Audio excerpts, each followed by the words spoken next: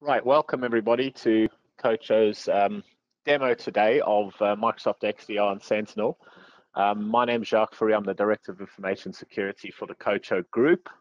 And on the demo today, we're also going to have Toby Goulden. He's one of our security architects. He works in our SOC, which is based in Wales. And Toby has worked for us for over 3 years, extensively kind of architecting Sentinel deployments and XDR deployments, in the SMB up to the enterprise space. Recently architected one of the largest Sentinel deployments in the UK. So we'll give you some insights today on how this works in practice, why we've chosen the Microsoft suite, and how we run a standard incident response across the solution. So hopefully you get something out of it. Any questions will be on the chat. Great, so let's go into it. So managing XDR as a service. So what we've seen over the years, and I've worked with many, SOC SIEM and providers, EDR, MDR solutions, is we've seen kind of what's been a scattered or distributed kind of security model coming more comprehensively together. There's a lot of talk about minimizing your supplier footprint, your vendor footprint, how many agents with admin access on your estate, and scanning your estate and doing all of these things on your estate. That's a big topic, I know, on many CISOs' kind of agenda. Separately to that, the network is no longer the front door, the boundary. Identity has become the boundary. We are more concerned about what people have access to and how much access they have to it and how much control we have over that access. We've got access to things in the office. We've got access to things in private cloud, public cloud, SaaS and PaaS. And, really what we're talking about is securing a completely different landscape these days as companies take the journey into more serverless architectures, so platform as a service, software as a service architectures. How do we ensure that our security kind of monitoring or our security arms can wrap around all those services? A good example is I spoke to a CISO a couple of weeks ago, and they said, we've moved our SQL estate, off a private cloud architecture where we had a whole bunch of SQL VMs that would, had EDR agents on them, and they were being monitored and, supported by our SOC team. But now that we've gone with SQL PaaS and, wrapped up with a Zero Active Directory, I don't feel like my security team has the right type of technology and therefore the right type of monitoring or eyes on these new serverless or platform as a service architectures. And therefore they, that's a very kind of common story. And companies are looking to say, I want to transform my digital assets into newer technologies that are going to be less susceptible to availability issues, less susceptible to security issues, and bite the bullet with kind of an Azure transformation, for example. But then what does that mean for my security tool suite, my suite? How am I able to monitor those assets as they've been transformed? And that's where Microsoft's XDR and Sentinel service comes into play. So today we're going to take you through a little bit about a live attack. We've got a laptop that has been infected or has an IOC or indicator of compromise, as we call them, on it. We have one of the Defender products running on the laptop. That's going to add some telemetry, and off the top of that we have Sentinel, which is the SIEM SOAR platform from Microsoft, which is the kind of top level overlay of that attack and story. So we're going to take you through that today, and Toby's going to walk through a live demo of the actual technology behind it, as would our SOC analysts from anywhere from a tier 1 to a tier 3 or a security engineer work and operate that incident response, the tools available to them, and how advanced it is in terms of mitigating those risks. So let's just talk about why Microsoft's XDR, why Microsoft Sentinel. So we talked about, modern workloads. I'm really, really, keen to see companies take new technology to strengthen their business, optimize their business. But again, this presents a risk for the stock team. Companies who are investing in IoT in the healthcare or agriculture sector have more IoT devices out there. How do we secure that? We use Microsoft Defender for IoT. We can pull that into Sentinel.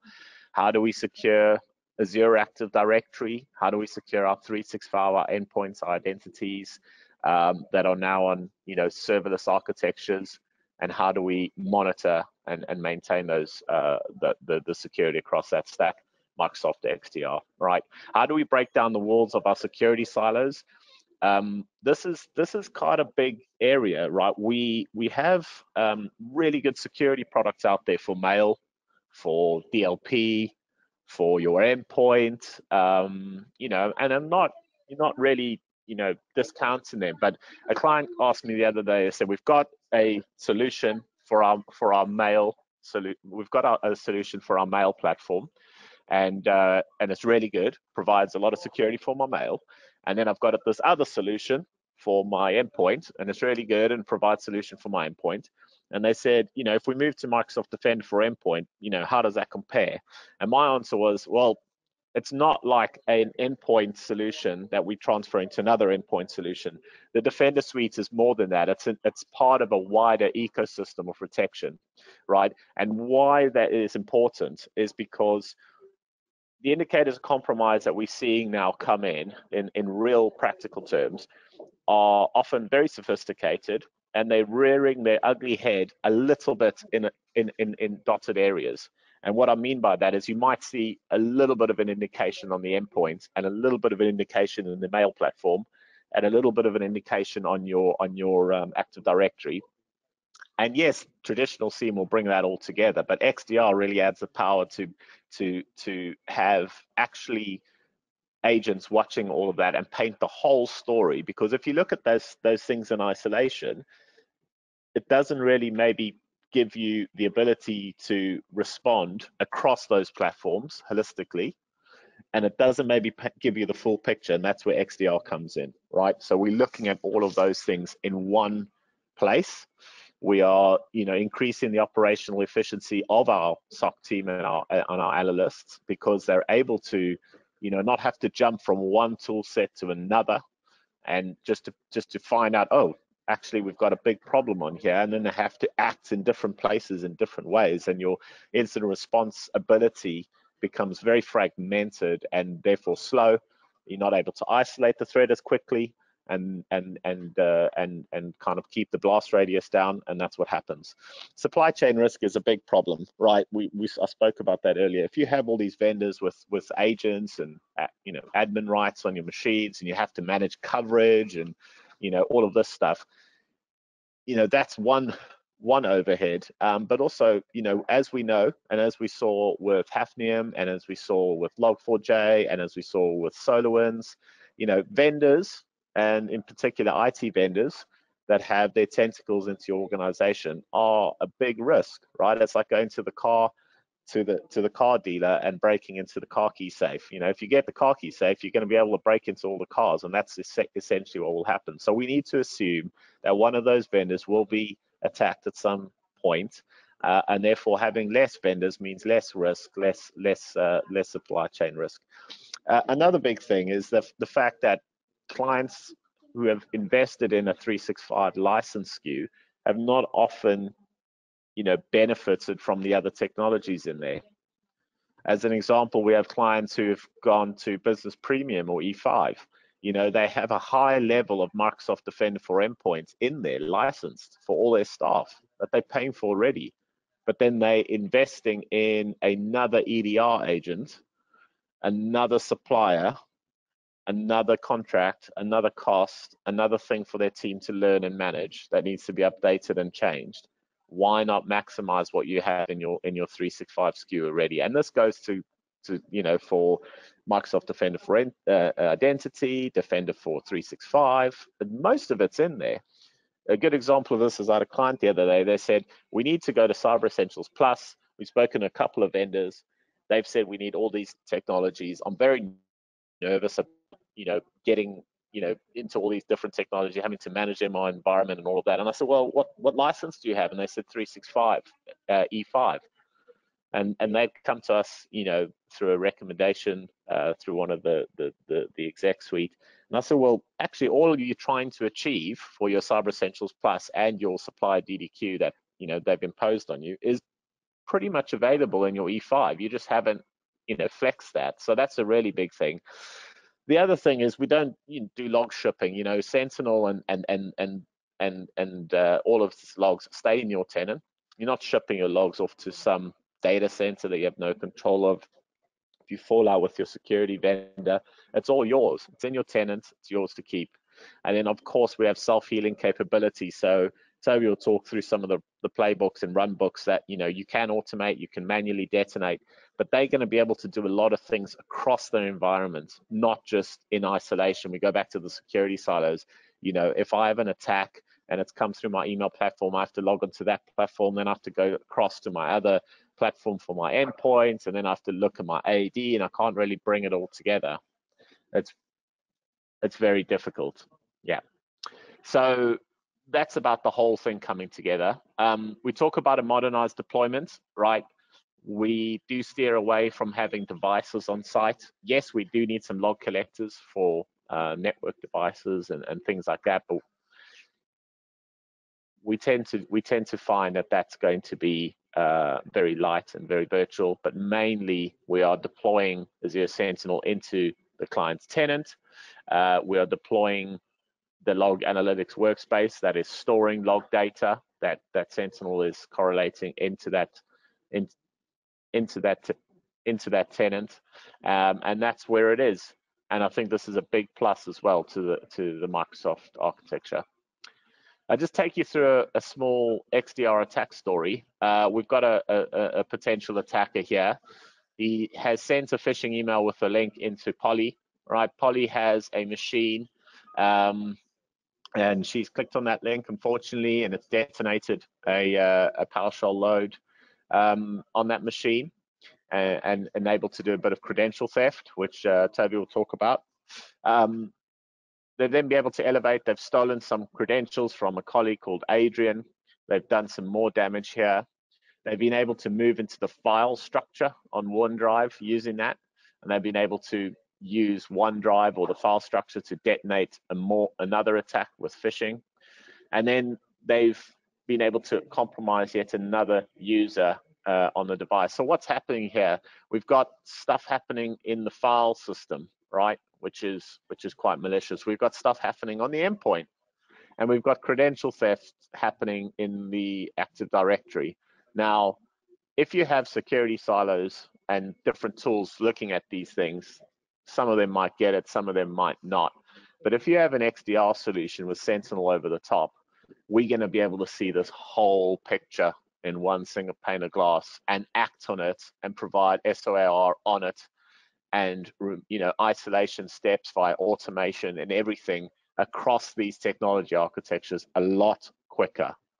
So I think that just, this is a common attack story. So, and we're able to, isolate that threat and provide, the MITRE attack and NIST kind of best practices to that incident very quickly. So I'll hand over to Toby. Toby's going to walk you through Sentinel and the power of Sentinel and a little bit of MDE. And we'll be here for questions at the end if you have any. Thanks, Toby. Cool, thank you. Great, let me just share my screen.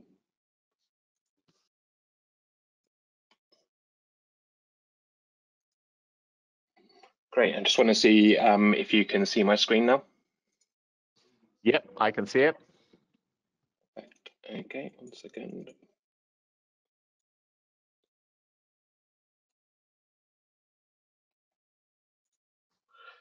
Okay, so I just wanted to give you a brief overview of the architecture of this environment, just so we can get a picture of how this has been set up. So we've got a couple of devices. They've been enrolled in Intune we can see that, one is out of compliance, and, we'll come to that in a bit.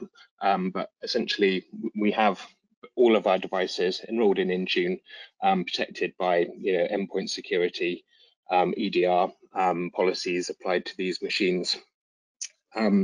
We've got the M365 Defender stack enabled for this tenant.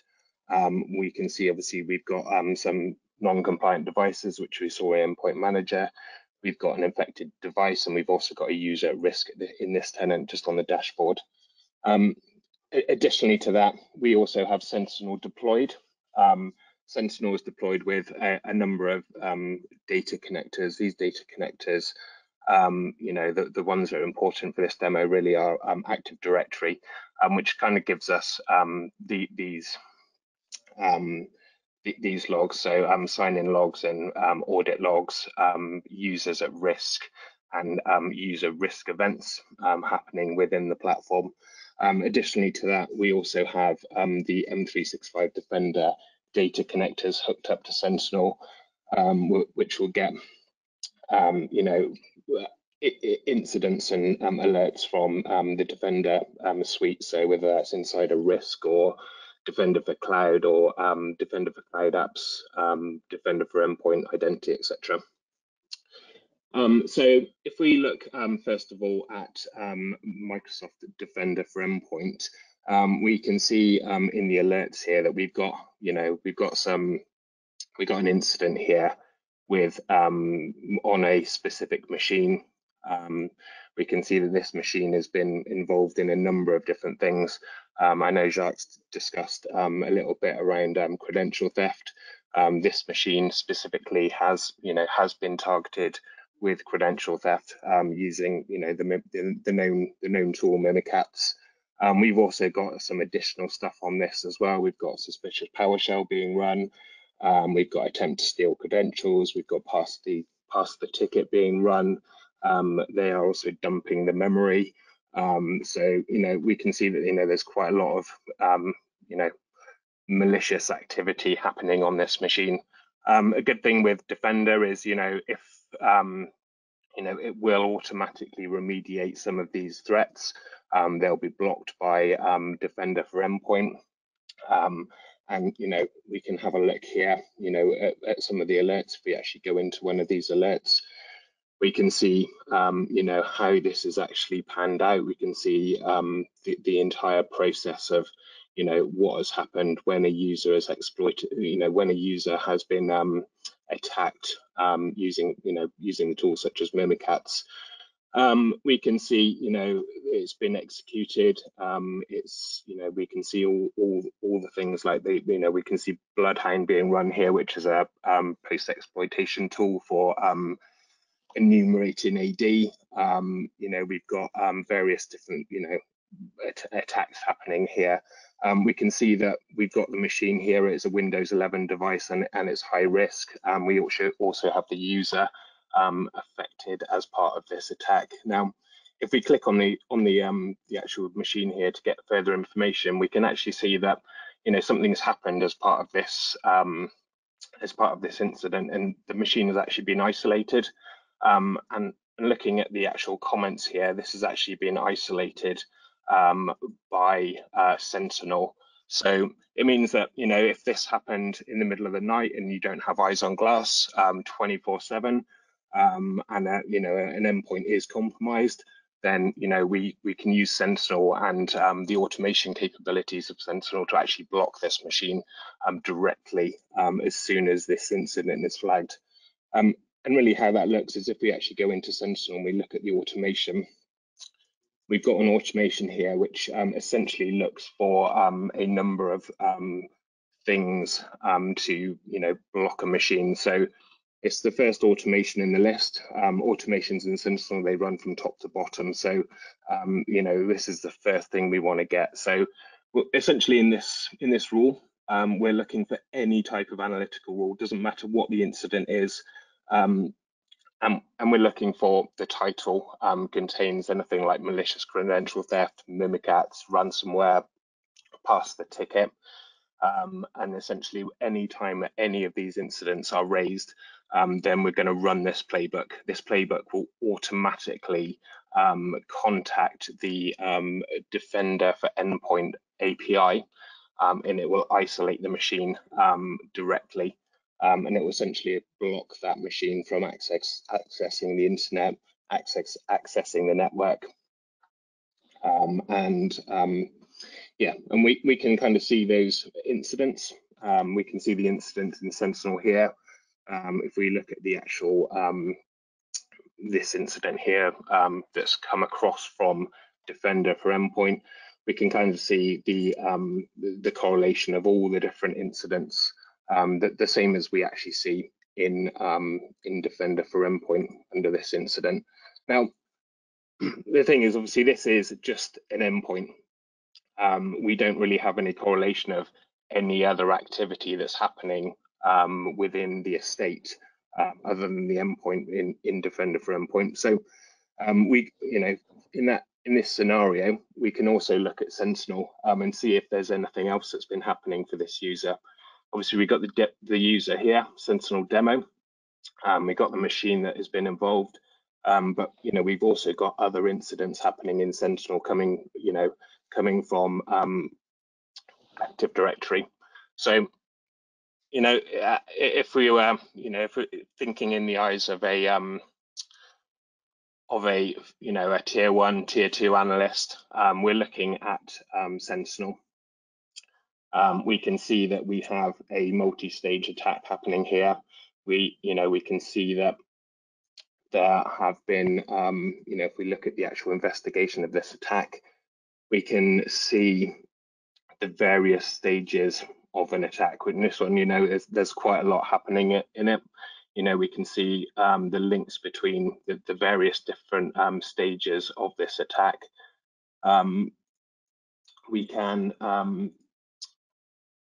sorry, just 2 seconds.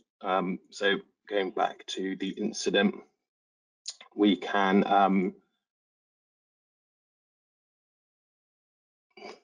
obviously we can see that this user is also being targeted against MFA, and one of the big things at the moment with MFA and the push notification is that if a user is compromised, their password is compromised, then what will happen is an attacker could potentially constantly poll the user over and over and over again until they finally just click accept because they're bored of the push notifications coming through to their device. Now, yeah, I'll comment on that. We actually had a client user actually do that. So they weren't to manage, they weren't within our SOC, but they came to us for advice. They were with another SOC provider. It was a client who came to us asking for more help because they had missed this, but we did see a multi-stage attack come through, and one of the things they had done is that someone in Lagos had prompted the user about 5 minutes after they had legitimately logged in. And they just thought it was another prompt, and the user actually authorized them. They were able to get past the MFA. They didn't have the right type of impossible travel or 365 technology deployed and the right conditional access deployed. Unfortunately, it was a little bit of a bad deployment, and they were able to get past the front door and in and do some damage. So that is actually happening on a real world basis. Yeah, thanks, Jacques. So yeah, just going back into the MFA, thing is with Sentinel, we can actually look at all of the logs. We can actually see that, a user authenticating against AD, we can see, running this simple query as a tier 1, tier 2 analyst, we can see that actually this user has had 34 different counts of denies. Within a small period. We can actually look at all of their sign-ins. So we can see that we have, usual sign-ins from the UK, but then we also have, a succession of MFA prompts from Russia, from Turkey, from Ukraine, again from Russia, But what we can see here is we have, you know, denied, denied, denied, and then we also then have an authentication. The authentication here is from Russia. The user has just clicked accept. You know, they've been bombarded with MFA prompts, and you know, in this scenario, they have accepted that request. So, you know, as a analyst, we're looking at this IP address. We, you know, we can look at the incident in itself, and we can, you know, Sentinel, you know, we're running a playbook on this every single incident, which essentially gets the IP address and any other additional intelligence on this IP address. So if we look at the incident, the playbook automatically writes back a comment to the incident. It gives the IP address. It gives, you know, where this country, you know, what country it is, if it's, you know, who the ISP is, if it's a proxy, you know.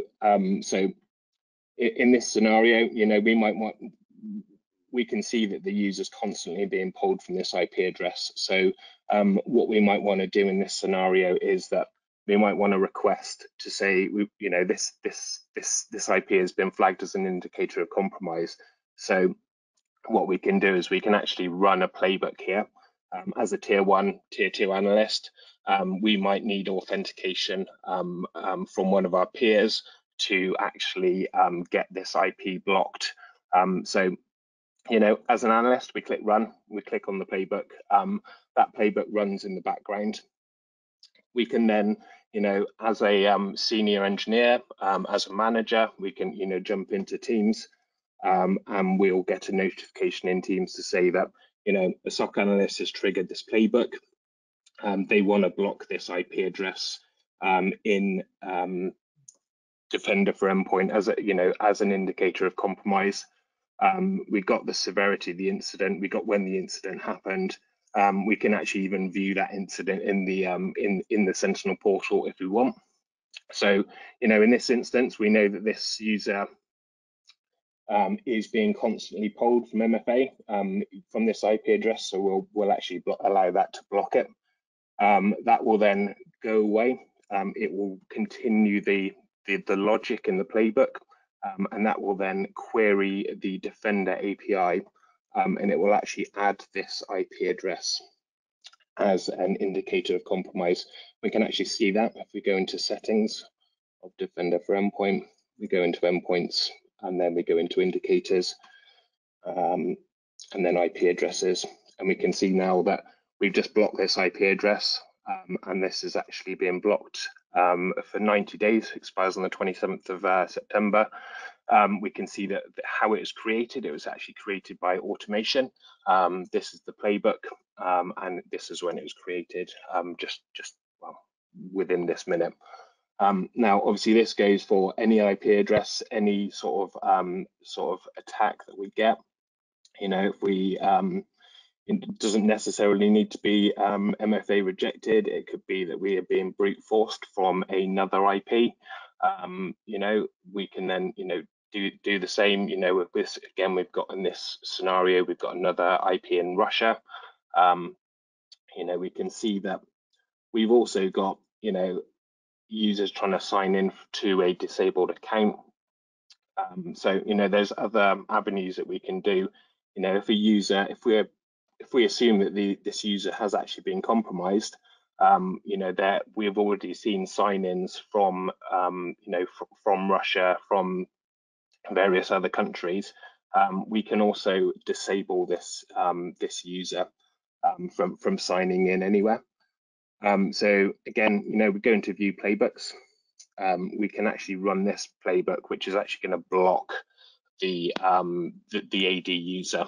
Now, as you know, in this scenario, we can just run the playbook, but in another scenario, it doesn't need to be manually triggered. It could be automatic, so that, you know, if we see a user has been compromised by you know, various different incidents, we could then, you know, we could create an automation rule within Sentinel to say that, you know, if we're getting a succession of MFA denies, we've got, a successful login from a foreign country when we know all of our users are based in the UK, then we can automatically block the user.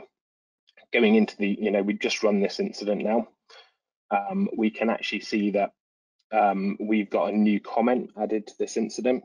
This comment has been automatically generated by the playbook. And what this playbook does is it actually looks at Azure AD for the user. It will then block them.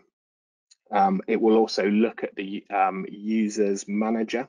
It will then send an email to that user's manager to say that this user has been compromised and their account has actually been disabled. So if we look back at the user now in Azure AD, that's actually now been disabled. So we're kind of mitigating the threat on this user straight away. They're disabled now; they can't log in. So yeah, the threat has been mitigated. I think I'll add to that with machine learning, AI, and all of that, our SOAR capabilities, our orchestration automation capabilities with this platform becomes a lot more robust. We can have Sentinel, because of all the telemetry that the XDR platform is going to push into Sentinel, and our ability to detect and write, those correlation rules and automation, we're able to isolate threats, through automation a lot quicker than, say, if Toby was sitting there with eyes on glass. No, no disrespect, Toby, but that's the whole point of this. And then that allows someone like a tier 2, tier 3 analyst or a Toby or anyone who's on the other end to come in and do some more remediation work, and we've isolated the threat. So we maintain that a low footprint in terms of the attack blast radius, and we can actually see what's going on and take some additional steps to close other loopholes. Because if an attacker is sophisticated enough to gain a foothold within the organization or within an account, there are a number of things that we would have to do to fully isolate the threat before we can move into the next stage of the incident response. And this type of technologies helps us to automate that at a much greater scale against all the kind of entry points and not just a single entry point. Yeah, thank you. So obviously, we can create playbooks within Sentinel to do, a whole multitude of things, whether that is, looking up IP addresses against APIs. You might have an internal database of IP addresses. Again, we can use playbooks to automate that. Look up against your database. Look up against an external database, get intelligence of on that IP address to feed into Sentinel.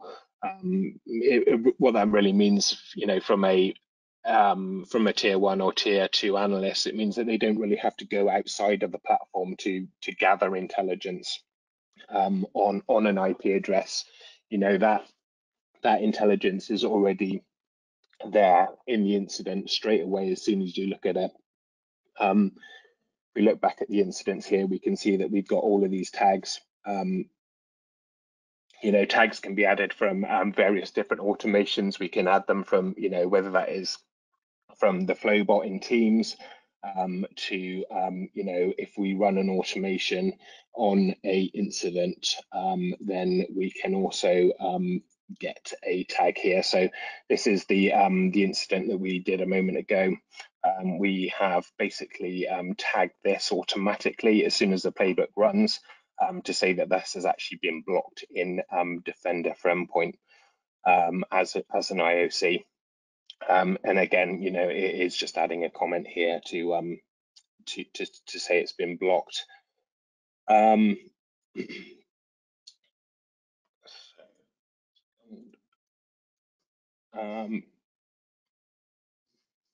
think that gives us a good indication, Toby, of the power of the platform. I think what I'd iterate as well is, if you have the Defender suite deployed, it's natively integrated with the SIEM, right? So you're not having to, like I talked about earlier, extend your vendor footprint, have your SOC or your hybrid SOC, your internal team, learn these other technologies, bring it in. You're staying with Microsoft. You're going with Microsoft. The evolution is with Microsoft and its tooling, and we know that it's inherently getting better day by day. We know with the the acquisition of RiskIQ last year, they're investing a lot in the threat intelligence and starting to integrate these type of traditional threat intelligence data lakes into Sentinel. That means that an analyst has all the information at his fingertips, right in the incident, all in the same place, which means we're going to be able to mitigate those threats a lot quicker, either by giving the analyst the right information very quickly and the full picture, right? Not just half the picture and the broken telephone type of telemetry, but also, speed up the process in terms of correlating that with what's happening out there in all matters of the web. I suppose the other thing to think about is just to go back to my point about digital workloads. We are seeing, clients struggling to secure those workloads. Sentinel is very good at securing Azure PaaS and SaaS type of operations, right? The integration with Azure Active Directory is actually, Microsoft will take those tables and give you some of those fields log ingestion for free for up to 90 days. So again, you're leveraging your Microsoft investments and you're getting some kickback on your consumption and you're getting some kickback on your, time to deploy and all of that. I mean, our standard Sentinel onboard for a SOC SIEM solution, let's park the XDR solution for now. So let's just assuming you've got Defender for 365, you've got Defender for MD, or some bits of Defender running, or maybe other EDR, but let's just assume you got some of it running. But we're talking about the Sentinel solution. We can get you up to a maturity assessment within 6 weeks, using our automation and DevOps techniques to get this platform up and running. And then we start to do some real good work around behavior analysis, maturity of the platform, and of course, making sure that your logs are under control and valid and fit for purpose. Some clients have come to us with, dare I say, badly deployed Sentinel instances, where we know with everything on the public cloud, if it's not optimally deployed, it can lead to costs unraveling from a consumption point of view, and if you have service sprawl, I'm sure we've all been there, or app sprawl, or if you let those teams loose, everything you deploy in Azure costs money, of course. So we focus heavily on making sure that log retention, log sources are properly correlated, properly parsed, and into Sentinel, so that you actually, when it comes from a consumption point of view, the solution's very cost effective. But it also doesn't, compromise on coverage and that. The other myth I just want to dispel is that Sentinel isn't only for Microsoft Cloud stuff, right? We have Sentinel across, Fortinet, Cisco firewalls. We've got on-site, VMware stacks coming into Sentinel, Hyper-V stacks. We've got on-site servers. I think there's a common illusion that Sentinel is for Microsoft only. It also monitors and secures AWS instances as well. Obviously, securing the Azure and 365 kind of world is its kind of where it really shines.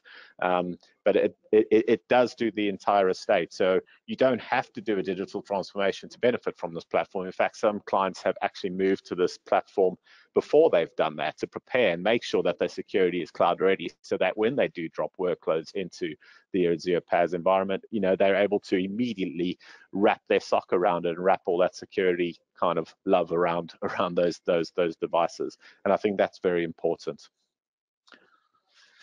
Great, thanks, Toby. Cool. Okay, thanks.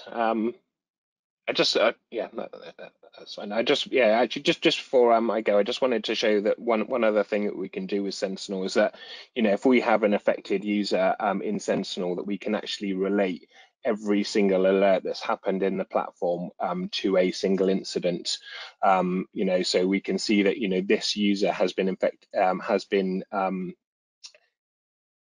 has been featured in all of these incidents across the platform. So rather than having to, sift through all of these individual alerts in Sentinel, we can see that we've got a number of different alerts for the same user. We can actually just use the investigation graph in Sentinel to actually get the user, and then we can actually see every single alert or incident that has actually been generated by this user, and we can then, click on a incident, and then we can actually add that alert into this incident, and then, rather than having a whole multitude of different incidents to look at, we can just have a single incident with all of the alerts from all the different incidents that have been generated. That's it. Thank you. Excellent. Excellent. Thanks, David. That's great. So we'll just say thanks, and any questions that anyone might have, you can put them on the chat, and we'll do our best to answer them. I will. We'll be able to share some contact details here. So we can provide kind of security advisory. This is not only in our SOC Sentinel space, but also in our identity space as well, and our digital transformation. And also, of course, what cybersecurity solutions can go around that. And hopefully, if you do decide to embark on anything with Cocho, you'll be well impressed with the service that Toby and the wider team provide around this. And I expect to see hopefully some of you taking up some of our services after Toby's demo. Brilliant. Any other questions, and then we'll call it there. I think we're just on time with a minute to spare. Have a good day, everyone.